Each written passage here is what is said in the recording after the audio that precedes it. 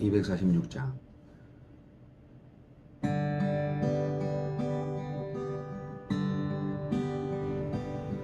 나 가난 복지 귀한 성에 들어가려면 내 무거운 짐 벗어버렸네.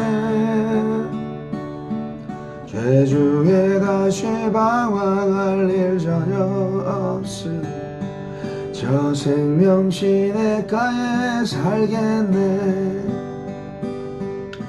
길이 살겠네. 나 길이 살겠네. 저 생명 시냇가에 살겠네. 길이 살겠네. 나 길이 살겠네. 저 생명 시냇가에 살겠네. 그 불과 구름 기둥으로 인도하시니 나 가는 길이 형통하겠네. 그 요단강을 내가 지금 건넌 후에는 저 생명 시냇가에 살겠네. 길이 살겠네. 나 길이 살겠네. 저 생명 시냇가에 살겠네. 길이 살겠네. 나 길이 살겠네. 저 생명 시냇가에 살겠네. 내 주린 영혼 만나로서 먹여주시니 그 양식 내게 생명 되겠네. 이후로 생명 양식 주와 함께 먹으며 저 생명 시냇가에 살겠네. 길이 살겠네. 나 길이 살겠네. 저 생명 시냇가에 살겠네. 길이 살겠네. 나 길이 살겠네. 저 생명 시냇가에 살겠네. 아멘. 252장.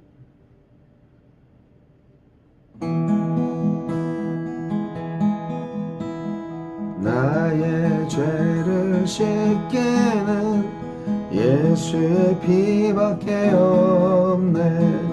다시 정케하기도 예수의 피밖에 없네. 예수의 흘린 피 날 희게 하오니 귀하고 귀하다. 예수의 피밖에 없네.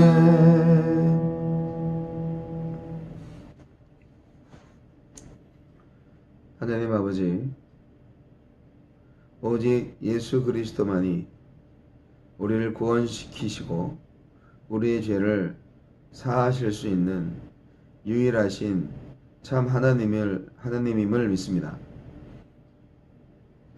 하나님께서 우리를 용서하신 것 같이 우리도 형제 자매들을 용서할 수 있는 믿음을 주옵소서.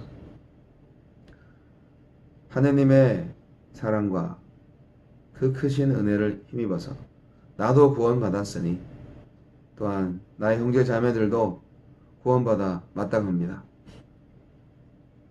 주님 나라에 합당한 하느님의 백성으로 하느님의 자녀로 살아갈 때 이제 우리 안에 하나라도 죄가 있지 않게 하여 주시고 용서하지 않는 죄를 범하지 않도록 주님 역사해 주시옵소서. 예수님 이름으로 기도합니다. 마태복음 18장 21절로 35절 말씀입니다. 그때 베드로가 나와 이르되 주여, 형제가 내게 죄를 범하면 몇 번까지 용서하여 주리이까? 7번까지 하오리까? 예수께서 이르시되 내게 이르노니 7번뿐 아니라 7번을 70번까지라도 할지니라. 그러므로 천국은 그 종들과 결산하려 하던 어떤 임금과 같으니 결산할 때에 10,000달란트 빚진 자 하나를 데려오매 갚을 것이 없는지라. 주인이 명하여 그 몸과 아내와 자식들과 모든 소유를 다 팔아 갚게 하라 하니 그 종이 엎드려 절하며 이르되 내게 참으소서 다 갚으리이다 하거늘 그 종의 주인이 불쌍히 여겨 놓아보내며 그 빚을 탕감하여 주었더니 그 종이 나가서 자기에게 100데나리온 빚진 동료 한 사람을 만나 붙들어 목을 잡고 이르되 빚을 갚으라 하매 그 동료가 엎드려 간구하여 이르되 나에게 참아 주소서 갚으리이다 하되 허락하지 아니하고 이에 가서 그가 빚을 갚도록 옥에 가두거늘 그 동료들이 그것을 보고 몹시 딱하게 여겨 주인에게 가서 그 일을 다 알리니 이에 주인이 그를 불러다가 말하되 악한 종아 네가 빌기에 내가 네 빚을 전부 탕감하여 주었거늘 내가 너를 불쌍히 여긴과 같이 너도 내 동료를 불쌍히 여김이 마땅하지 아니하냐 하고 주인이 노하여 그 빚을 다 갚도록 그를 옥졸들에게 넘기니라.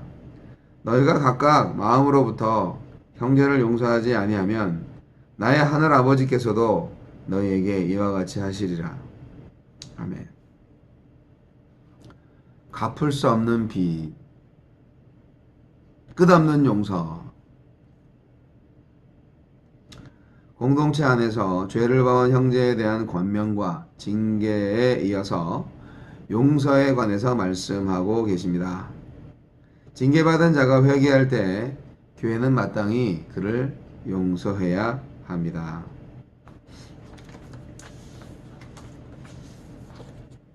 기독교는 용서의 종교죠.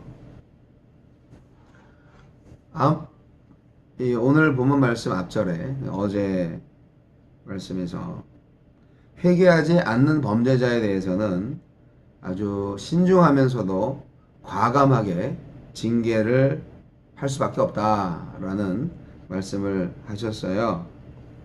이방인과 세리와 같은 그런 사람들이 회개하면 교회는 어떤 태도를 가져야 하는가?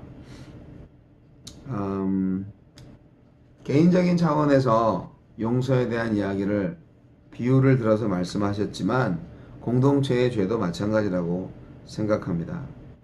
베드로가 몇 번 용서해 줘야 됩니까? 하면서 본인의 생각으로 굉장히 선심 쓰는 것처럼 7번 해주면 됩니까? 7번이나 해주면 됩니까? 그렇게 말씀을 하셨어요. 베드로 사도님이. 그런데 주님은 상상하지 못할 답변을 주시는데요. 7번뿐 아니라 7번을 70번까지라도 할지니라. 그러면 77, 49, 490번까지만 하면 되나요? 그런 말이 아니잖아요. 네. 그냥 회개하면 끝까지 용서해줘라. 그렇게 말씀하신 거죠. 원래 그 유대 랍비들은요, 3번까지 용서하는 것을 원칙으로 삼고 있었어요. 나름대로 베드로는 예수님의 가르침에 부응하고자 7번 용서해주면 되겠습니까? 그렇게 말씀하셨는데요. 주님은 70번씩 7번 용서하라고 하셨으니까 이거는 완전히 끝없는 용서를 말하는 거죠. 그러면서 이제 비유의 말씀을 주시는 거죠. 70번씩 7번의 용서. 이건 너무 파격적인 말씀이세요. 오늘날에도 이게 감당치 안 될 거예요. 감당하지 못할 거예요.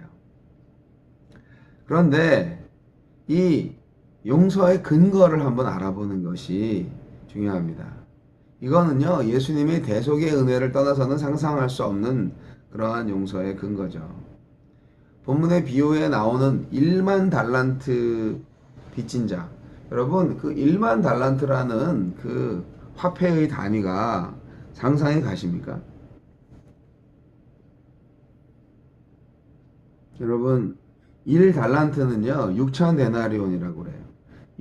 1 데나리온이 당시 노동자 하루 평균 임금이었다고 하면 1 달란트가 6천 데나리온, 그러니까 20년 정도 노동자가 일한 대가, 그 정도 액수인데, 아니 1만 달란트라는 돈이 실제로 있었겠어요? 그러니까 이것은 그냥 한마디로 얘기해서 도저히 갚을 수 없는 금액을 말하는 겁니다. 그냥 상상의 말이에요. 그러니까 네가 나에게 한 짓을 생각해봐. 억만금을 주어도 그 빚을 다 갚을 수 없어. 그만큼 넌 나에게 큰 죄를 진 거야. 억만금이라고 했을 때 그 상상이 되십니까? 1만 달란트. 그런 거예요. 스스로의 힘으로 갚을 수 없는 액수를 말하는 거예요. 원칙대로 하면 어떻게 돼요? 노예로 팔려가야 되는 거예요. 자기 몸까지도 다. 그러나 주인이 불쌍히 여겨서 그 빚을 탕감해 줍니다. 그게 뭐냐고요? 여러분, 아담의 후손인 모든 인류가 하느님 앞에서 갚을 길 없는 죄의 빚을 지고서 죄와 사망의 노예로 전락해야만 하는 운명에 처하게 되었습니다. 로마서 5장 12절. 그러나 하나님께서는 그 크신 긍휼로 말미암아서 예수의 십자가 대속을 믿는 자의 죄를 온전히 없애주시되 원죄, 자범죄, 이전에 지은 죄, 앞으로 짓는 죄, 알고 지은 죄, 모르고 지은 죄마저 다 탕감해 주셨습니다. 이사야서 44장 22절, 로마서 5장 21절 말씀 참조. 그리고 사망에서 생명으로 옮겨주시되 영원한 생명을 선물로 주셨습니다. 그리고 하느님의 자녀가 되는 그러한 복까지 허락하셨죠. 이렇게 성도는 하나님께 대해 절대적인 용서의 은혜를 입고 있는 사람들이기 때문에 하나님으로부터 용서함을 받은 성도는 같은 형제를 마땅히 용서를 해줘야 됩니다. 용서의 정도가 뭡니까? 어느 정도? 이게요, 30절에 보면 탕감받은 종이 자신한테 빚진 사람을 굉장히 모질게 다루는 장면이 나오는데, 이거는 받은 바 은혜를 까맣게 잊어버린 모렴치한 행동의 표본이에요. 우리가 그 정도는 아니라 하더라도 정말 우리가 지금 각박한 세태에 오염돼서 우리가 입으로는 용서를 말하면서 막상 손해를 당하면 이해는 이, 은혜는 눈, 뭐 이러면서 보복하고 싶은 분노에 휩싸이는 게 우리 인간 아니겠습니까? 기껏 최선의 용서를 베풀어 보자라고 결단한 베드로의 말, 7번까지 할까요? 그렇게 숫자로 세고 있어야 되겠어요? 용서의 숫자를? 네. 하나님은 뭐라고 말씀하시는지가 중요하죠. 하나님은 끝없는 용서, 끝없는 용서를 말씀하고 계십니다. 근데요, 이거는요, 한마디로 얘기해서 인간은 용서할 수가 없다라는 결론에 이르게 됩니다. 역설적인 표현이죠. 인간은 용서의 능력이 없어요. 따라서 그리스도 안에서 거듭난 새 사람만이 진정한 의미에서 용서할 수 있다는 뜻입니다. 성도는 그리스도 안에서 거듭난 새 사람입니다. 그리스도의 성품에 참여하는 자입니다. 가는 곳곳마다 예수의 향기를 뿜어내야 하는 사람들이 바로 성도 아니겠어요? 그렇기 때문에 하나님께로부터 용서받은 만큼 그만큼의 무한한 사랑과 용서를 그 형제에게도 베풀 수 있어야 됩니다. 노력이 필요하죠. 네. 근데요, 노력이고 자시고 간에 정신 차려야 될 게 뭐냐면 오늘 본문 말씀 잘 보세요. 용서하지 않는 자에게 임할 심판을 잘 보시기 바랍니다. 하나님의 긍휼과 심판이 결코 모순되지 않으며 용서하지 않는 자에 대한 심판은 너무도 당연하다라는 이 진리의 말씀을 잘 생각해 보시기 바랍니다. 받은 바 은혜를 전혀 고려하지 않는 것. 내가 갚을 수 없는 빚을 다 탕감받았는데 나는 용서받았는데 나한테 죄 지은 자를 용서해 주지 못한다. 자기 실속을 차리는데 바쁜 우리 성도님들에 대한 강한 경고의 말씀입니다. 무한정 용서하라는 말씀은 원칙론적인 명령이기 때문에 문자 그대로 실행하기란 참 어렵습니다. 하지만 어때요? 용서에는 회개가 전제되어야 합니다. 그래서 필요에 따라서는 맹목적인 용서보다는 따끔한 징벌이 범죄자의 영혼에 더 유익이 될 수 있는 것도 사실입니다. 하지만 어떤 경우에도 상대방을 일방적으로 정죄할 권리나 그런 근거를 용서받은 우리들한테는 찾을 수가 없습니다. 왜냐하면 오직 하나님만이 궁극적인 의미에서의 심판자가 되시기 때문입니다.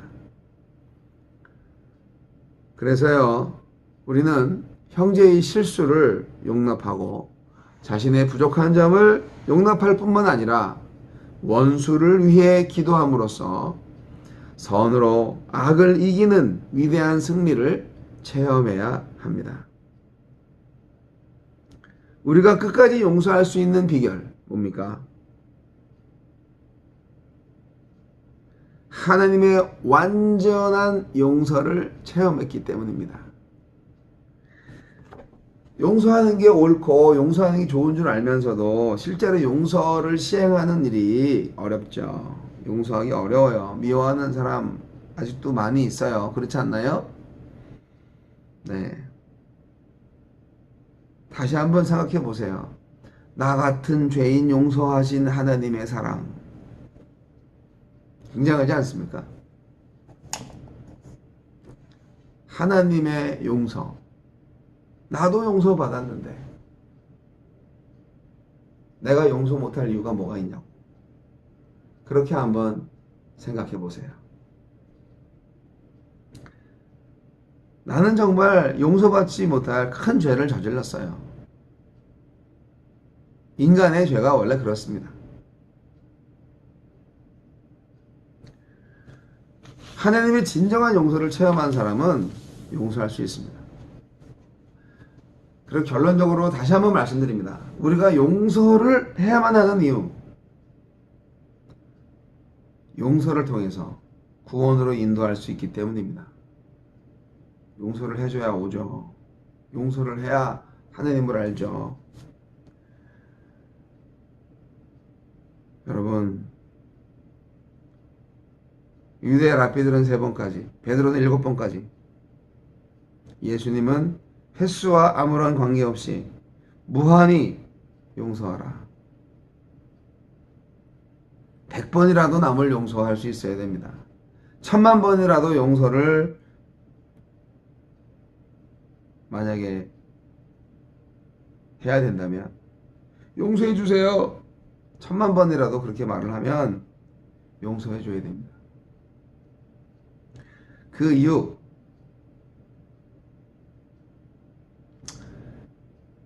중심 어린 우리의 용서 행위를 통해서 우리 중심에 계신 하나님의 무한한 사랑과 용서가 전달됨으로써 그들 또한 하느님의 용서를 체험할 수 있게 되기 때문입니다.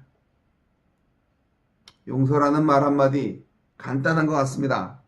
그러나 그 안에는 사람을 구원하는 그리스도 복음의 그 중심, 복음의 핵심이 들어가 있습니다. 우리부터가 하느님으로부터 용서받은 사람인데, 그렇기 때문에 우리는 누구를 대해서라도 횟수에 관계없이 끝까지 용서해 주어야 합니다.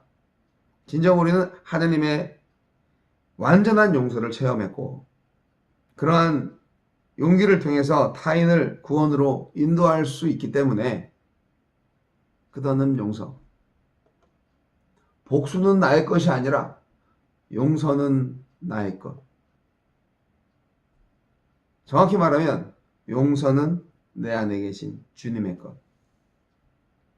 우리가 마음을 활짝 열면 모든 사람이 활기를 띠고 만물까지 생기를 얻습니다. 용서를 체험한 우리들, 절대로 타인에 대한 용서를 지체하거나 제한해서는 안 됩니다. 우리가 용서함으로 우리 또한 구원받습니다. 그렇지 않습니까? 너희가 각각 마음으로부터 형제를 용서하지 아니하면 나의 하늘 아버지께서도 너희에게 이와 같이 하시리라. 이 말씀이 우리에게 임하지 않기를 기도합니다. 용서를 구하는 자에게 끝없는 용서를 베풀 수 있는 하느님의 용서의 마음을 갖고 있는 그 바로 예수의 심장, 용서의 심장을 갖고 있는 그리스도인들이 다 되시기를 축원합니다. 하나님 아버지, 나에게 누군가가 죄를 저질렀을 때 용서하기가 정말 힘듭니다. 나를 무시하고 나에 대해서 이상한 유언비어를 퍼뜨리고 용서하기가 너무 어렵습니다. 그러나 주님, 내가 용서하는 것이 아니죠. 주님이 하시는 거죠. 주님께서 용서하실 수 있도록 내 마음을 활짝 열겠습니다. 주님, 용서함으로 용서받은 자가 하느님의 사랑을 알게 되고 나 역시 용서함으로 하느님의 구원에 참여하는 하느님의 자녀가 되게 하여 주옵소서. 예수님 이름으로 기도합니다. 아멘.